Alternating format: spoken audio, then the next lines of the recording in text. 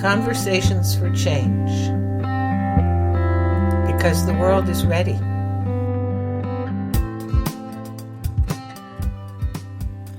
Just going to take a minute and let my higher self come in and help me to say what I need to say today.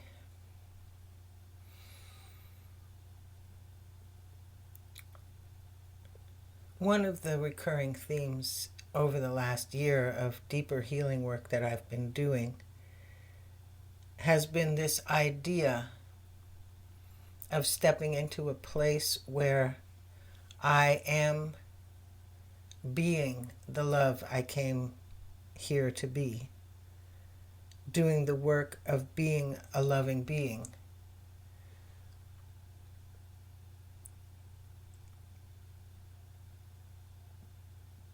And I guess that first surfaced for me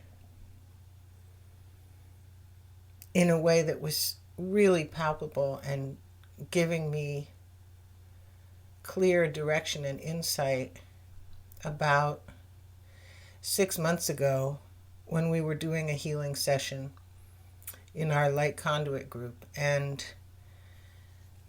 one of the other people in the group gave a message, and at the end of that message my whole body just lit up. I just felt this energy just pouring into me, and as that was happening I very clearly felt and knew and heard, finally, you're doing the work you came to do. And it was such a beautiful feeling and such a validation that it really changed the way I think about a lot of things. And it took a while for me to even integrate it. I think at first it was just so overwhelming and so powerful.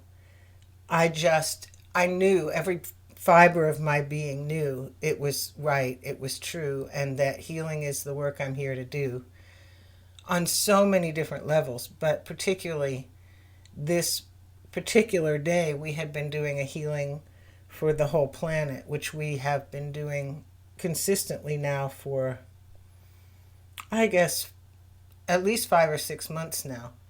Once a week we do these healings that are really focused on the whole world and all the people in the world, and not specifically on one person or one group, or sometimes it's on one topic, like particularly healing a particular kind of suffering or a particular kind of pain or illness or that sort of thing. But more often than not, it's a healing that's just going out to the whole world, bringing healing energy to the planet, to the grid, and to everybody on the planet, and bringing the joy that comes when we do that.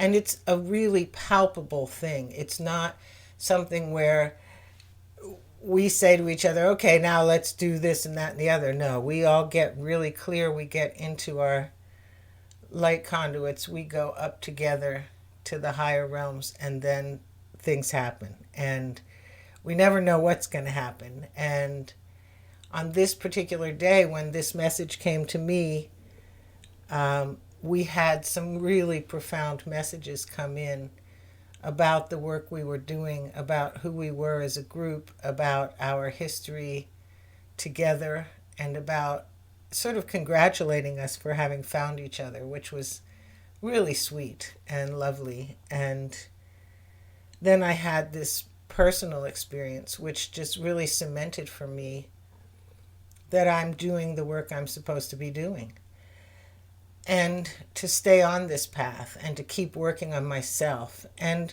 more recently, as I've gone deeper down that road of personal healing, one of the things that's been coming up for me over and over is releasing responsibility for other people's pain, which has been a theme across many lifetimes for me.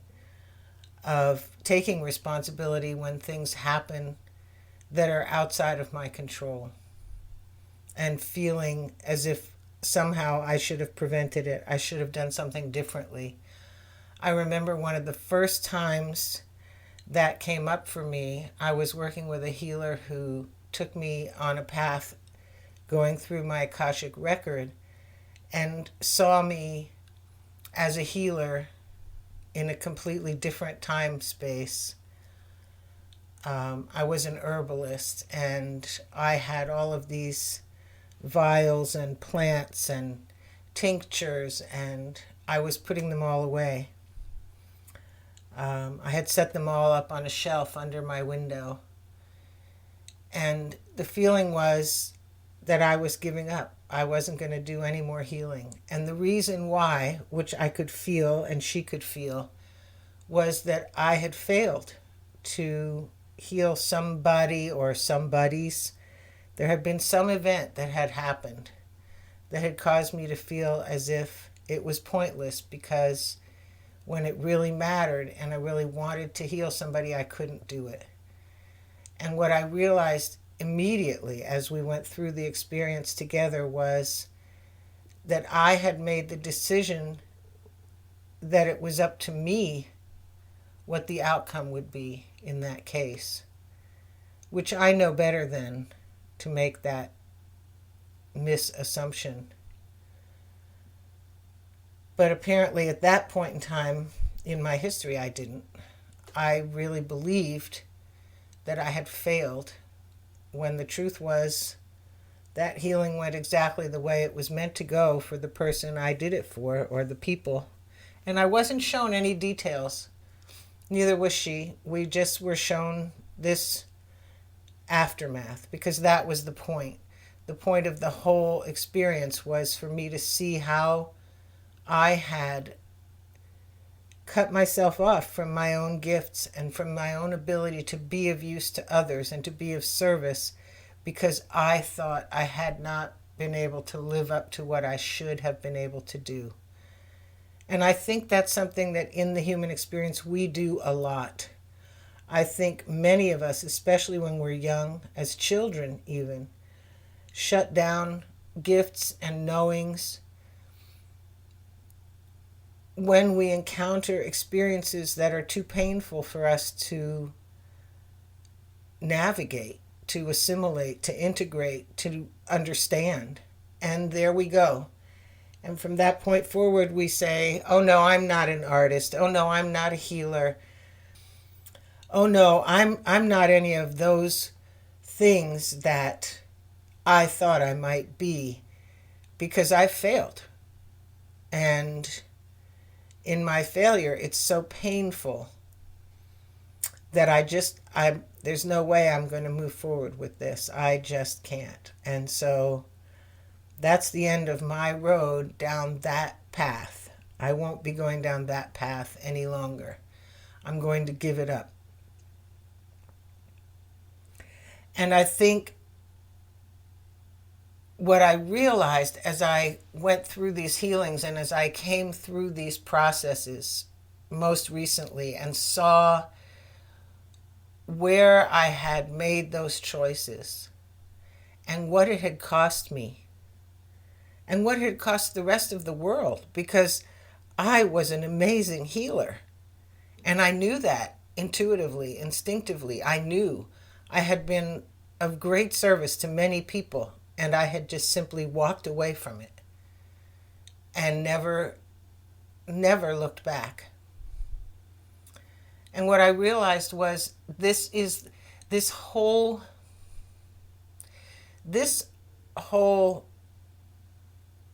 personal taking responsibility outside of the realm of what really is our responsibility is a challenge that prevents us from being who we really are. And it comes directly from some of the patterns of trauma that we experience in this world, particularly the victim, rescuer, perpetrator triangle, where we're constantly rushing in to put out fires. We constantly feel it's our job to fix somebody else or to make sure they don't need fixing by being so amazingly able to support them that fixing is just not something they'll ever need. And all of that is completely erroneous and impossible because we can never walk in another person's shoes, and each of us has to find our sovereignty on our own. And it goes right back to this whole theme of my life of absolute freedom, total responsibility, but in a different way, from a different angle. Because what it's saying is, you cannot be responsible for somebody else, no matter how much you love them, no matter how much you want to be, no matter how much you think it's hurting you to see them suffer or see them in pain. The truth is, you have to give them the freedom to walk their own path and to find their own way. And as parents, we figure this out, if we're lucky, early enough that we give our children the freedom to fly on their own. Because if we don't, our constant need to protect them leaves them crippled and unable to fathom or face what it is to be in the world and to function.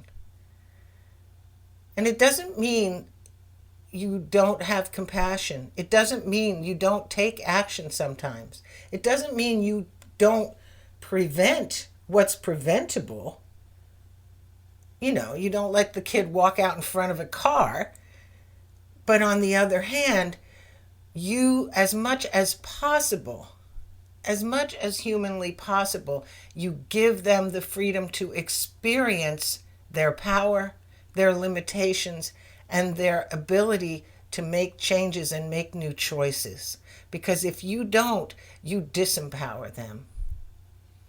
And this was a hard lesson for me as a parent, but it was a really big lesson and an important lesson. And it's interesting to me that it's coming back again now as I do my own healing work and realize that I have literally prevented myself from seeing those things I didn't want to see, where I felt responsible for someone else's pain. And whether that was being the witness to some horrible event in some past life history or a current event where I saw someone in my extended family struggling with a relationship issue, or some child struggling with any kind of issue, and took it on myself to say, oh, if I had only done this or that or some other thing, they wouldn't be in this pain. Every time we do that, we are sabotaging ourselves and them. Every time we do that in life, where we look out and we think, oh, I need to be responsible for this person being okay, when the truth is they need to find their own path to okay. Okay is something they need to define for themselves, and it's not something I can do for them.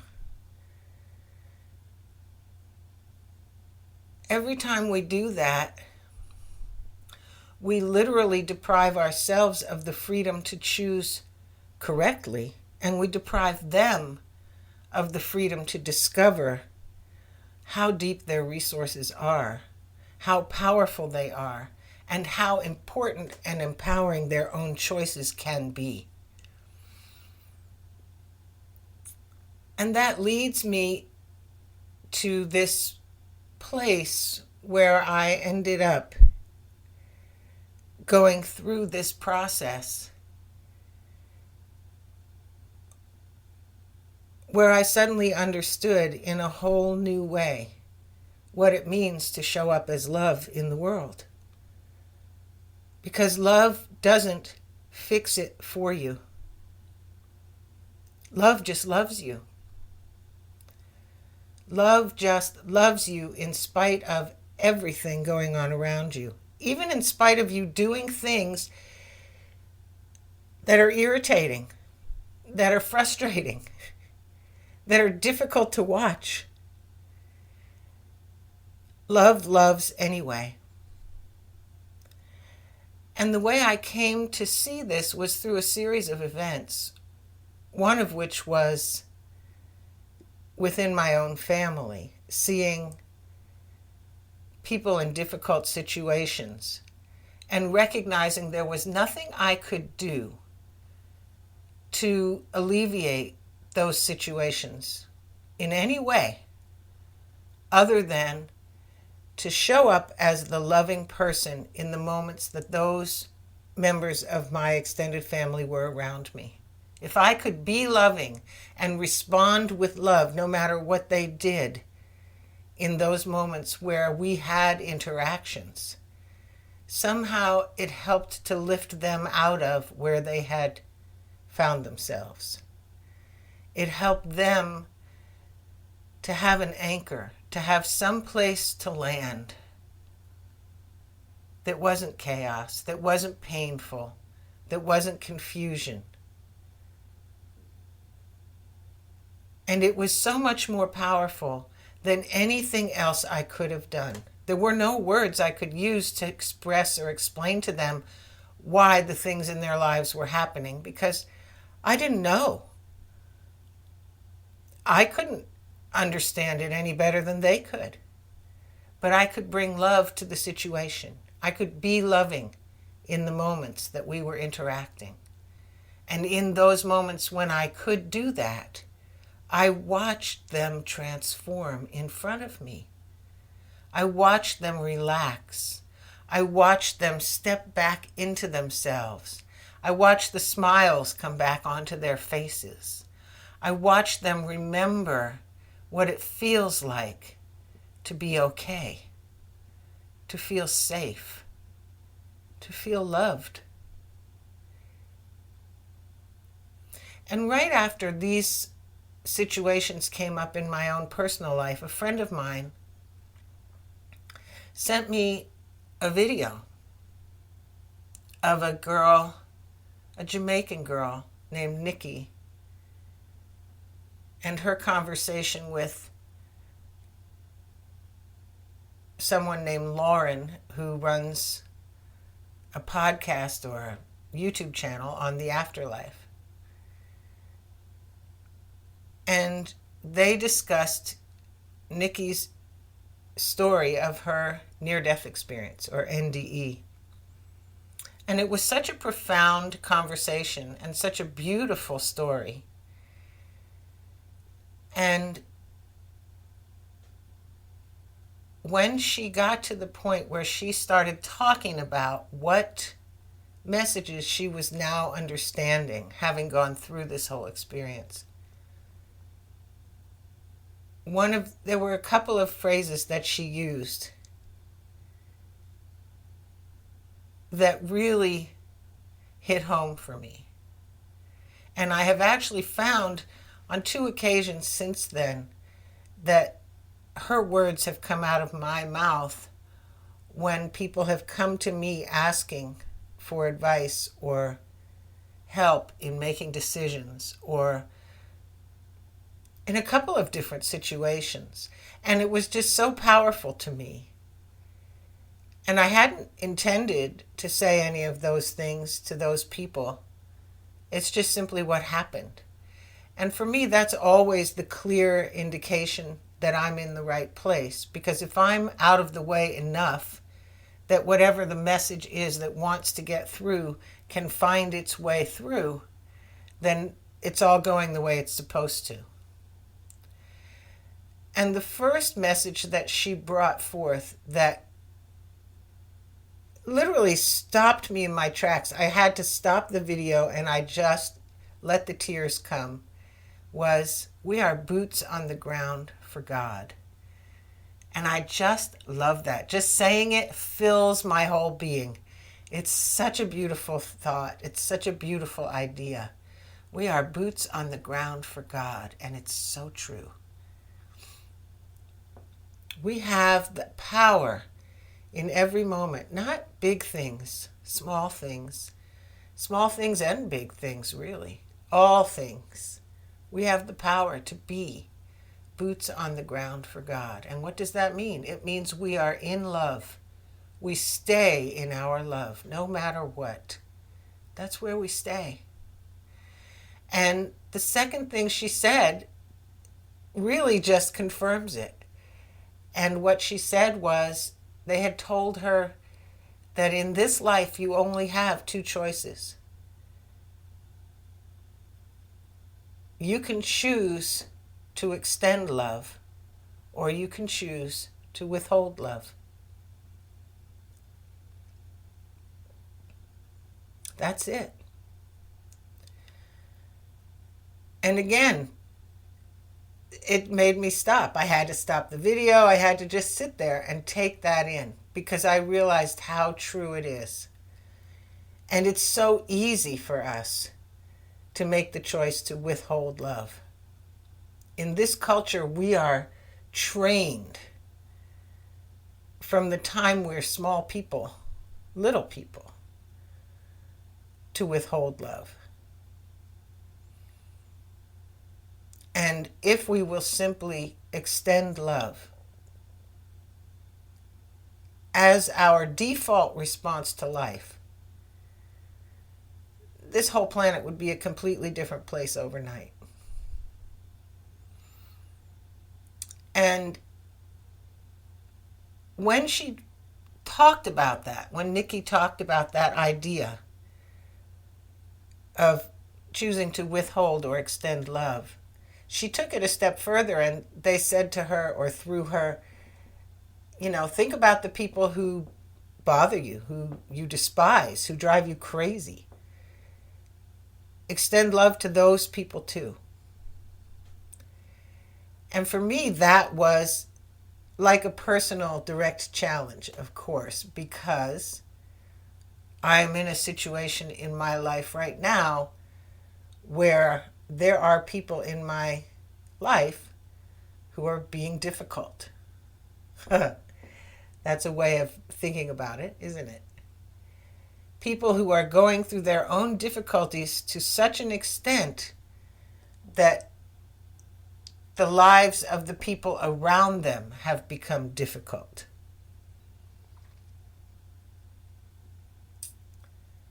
That's a really clear way of saying that. And that is actually the truth of what's going on. And when you say it that way, the idea of withholding love from a person in that situation seems like a really bad idea. Because who needs it more than anyone? That person. And yet in our culture, that's the person we vilify. That's the person we make wrong. That's the person we get angry at. That's the person we react toward. That's the person we withhold from.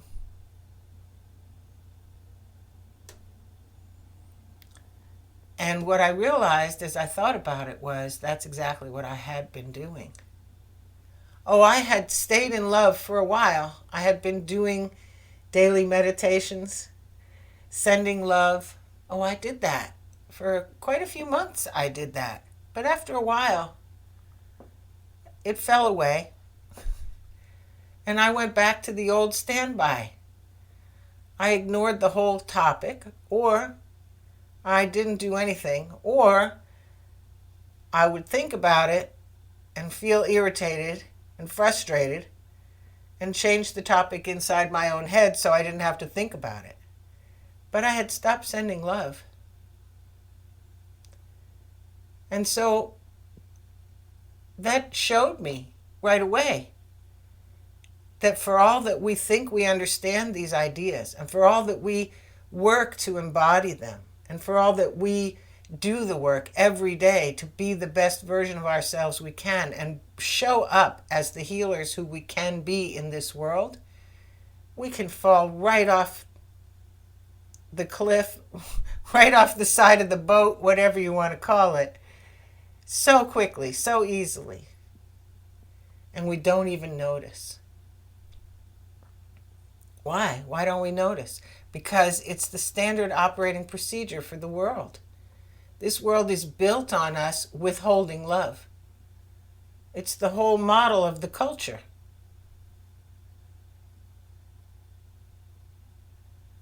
And standing in and being love and showing up and extending love, even to those people who are the most difficult in our lives, is an act of radical revolution.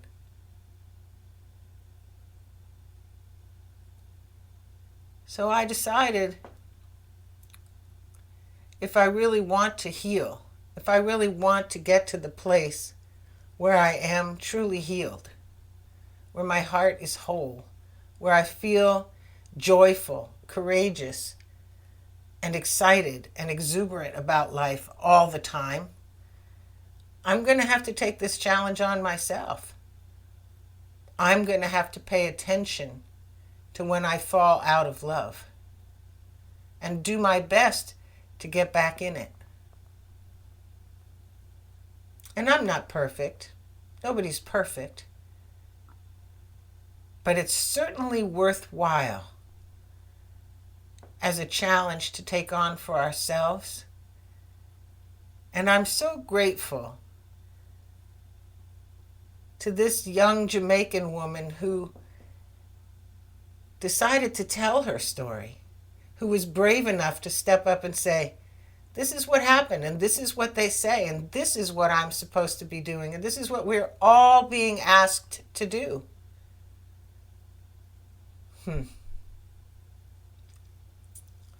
Can we stay in love? Can we be boots on the ground for God? It's a powerful question. Thanks, Nikki and Lauren, for asking it.